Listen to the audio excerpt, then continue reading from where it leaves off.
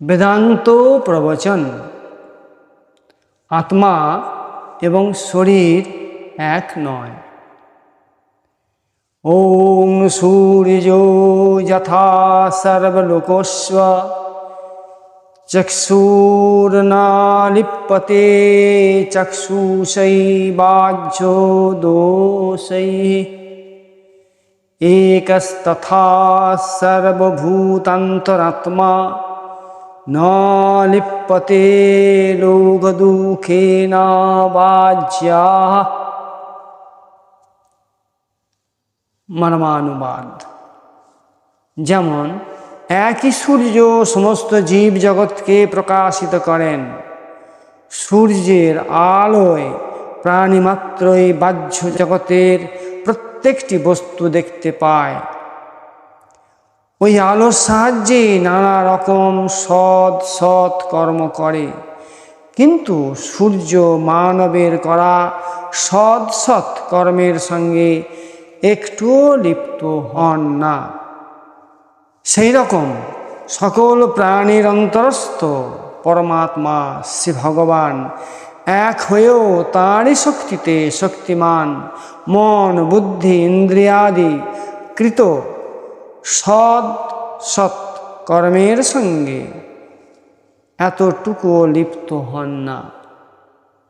মানব পরমাত্মা শ্রী ভগবানের শক্তির সাহায্যে বিভিন্ন কর্ম করে এবং তার ফলস্বরূপ সুখ দুঃখ ভোগ করে। পরমাত্মা শ্রী ভগবান কিন্তু ওই কর্মফল জনিত কোনো ভোগের সঙ্গেই সম্পর্কিত নন। তিনি সকলের মধ্যে থেকেও সর্বদাই পৃথক, তাই তাকে বাহ্য বলা হয়েছে এবং নির্লিপ্ততা এবং অসঙ্গতার জন্যই জীবের সুখ দুঃখ তাকে স্পর্শ করতে পারে না। পুরুষ অনাদি হলেও এই শরীরাদি সম্পন্ন পুরুষ কিন্তু নির্গুণ, কিন্তু এই শরীর গুণময়, অর্থাৎ সত্য রজ তম গুণ বিশিষ্ট। এই পুরুষই পরমাত্মা শ্রী ভগবান, কিন্তু শরীর অনাত্মা। এই পুরুষ অব্যয়, কিন্তু শরীর হলো বিনাশশীল। তাই অজ্ঞ ব্যক্তি শরীরস্থ পুরুষকে অর্থাৎ আত্মা শরীরের সঙ্গে একাত্ম বলে মনে করলেও তা প্রকৃতপক্ষে শরীরে অবস্থান করে না, অর্থাৎ শরীরের থেকে সর্বতভাবে অসম্বন্ধ থাকে। বাস্তবে সেই পুরুষ কখনো শরীরস্থ হতে পারে না, কিন্তু বাস্তব সত্যের জ্ঞান না হওয়ার জন্যই মানব একে শরীরস্থ বলে মেনে নেয়। পুরুষ স্বয়ং নির্গুণ হয়েও গুণাদির সঙ্গ করায় আবদ্ধ হয়ে পড়ে। মনে হয় সে বন্ধন স্বাভাবিক আর মুক্তি কষ্টসাধ্য, কিন্তু প্রকৃতপক্ষে মুক্তি স্বাভাবিক আর বন্ধন কষ্টকৃত। আমরা নিজেরাই বলি, আমার মাথা, আমার হাত, আমার পা, আমার চোখ, আমার নাক, আমার মুখ। আমরা নিজেরাই কিন্তু বলি আমার। শরীরের অংশগুলি কখনো বলি না শরীরের অংশগুলো আমি, আমার শরীর। আমরা নিজের মুখেই বলি, কিন্তু আমাদের অনুভবে আসে না। এই পুরুষের সঙ্গে গুণাদির কোনো সম্পর্ক নেই, প্রকৃতির সঙ্গেই তার সম্পর্ক। তাই তিনি নির্গুণ পরমাত্মা শ্রী ভগবান। যেমন ঘরে থাকলেও আমরা ঘরের থেকে আলাদা,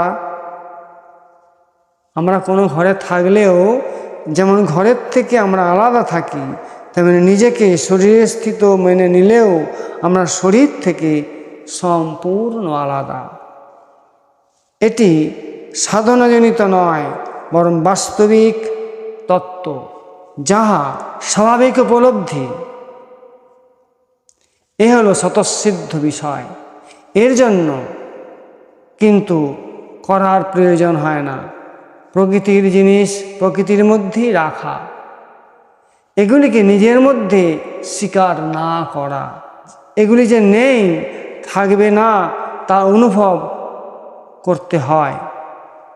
কেননা প্রকৃতপক্ষে প্রকৃতির অস্তিত্বগুলি নিজেদের মধ্যে নেই।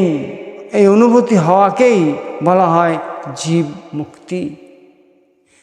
এখন বিচার্য বিষয়, স্বরূপ কর্তা ও ভোক্তা না হয় তাহলে কর্তা ও ভোক্তা কেন, বা এই কর্তা ভোক্তাটি কে? প্রথমে বিচার করতে হবে যে কর্তা কে। এই শরীর কর্তা নয়, কারণ এই শরীর প্রতি মুহূর্তে ক্ষয়ের দিকেই যাচ্ছে।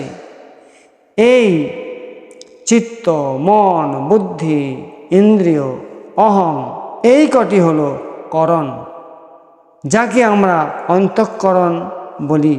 এই অন্তঃকরণও কর্তা নয়, কারণ করণ হলো কর্তার অধীন, কিন্তু কর্তা সর্বদাই স্বাধীন।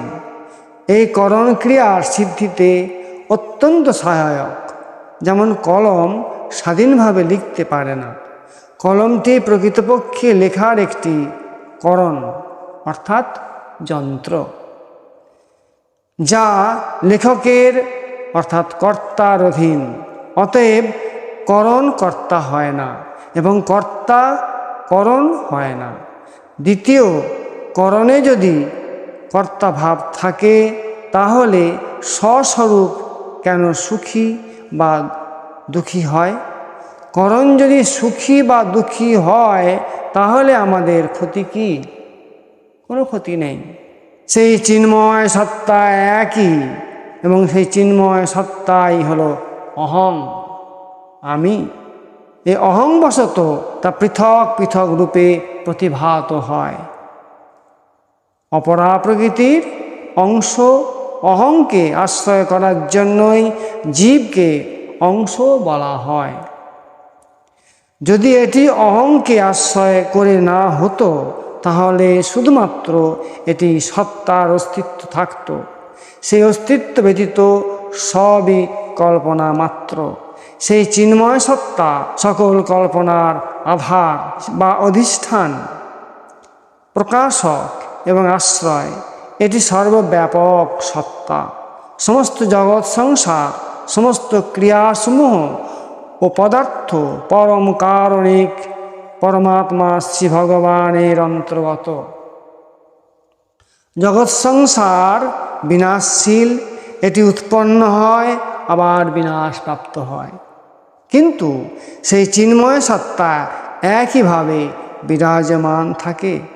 তাৎপর্য হলো যে চিন্ময় সত্তা শরীরস্থও নয়, প্রকৃতিস্থও নয়, এটি নির্মলের ন্যায় সর্বত্র পরিব্যাপ্ত আত্মা, অর্থাৎ সকল শরীরে সৃষ্টিমাত্রে বাহিরে ও ভিতরে সর্বত্র পরিপূর্ণভাবে থাকে।